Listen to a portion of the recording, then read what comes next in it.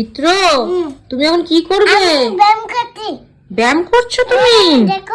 দেখাও তুমি কিভাবে ব্যায়াম করতে পারো, একটু দেখাও। ও মা, কি সুন্দর ব্যায়াম করছে, খুব ভালো হচ্ছে। এবার কি করবে তুমি? এবার এরকম? ওরে বাবা, কি সুন্দর ব্যায়াম শিখে গেছে ঋত্র।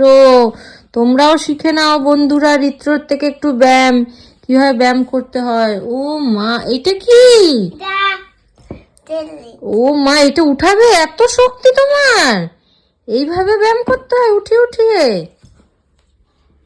উফ, দেখো ও এখন সেই শক্তি হয়ে গেছে ওর এখন সেই শক্তিও কি সুন্দর ভারী ভারী জিনিস উঠিয়ে নিচ্ছে। ঋত্র, তুমি এখন কি করছো? আমি ব্যায়াম করছি। ঋত্র এখন ব্যায়াম করছে। ও মা, করো করো দেখি। ঋত্র এখন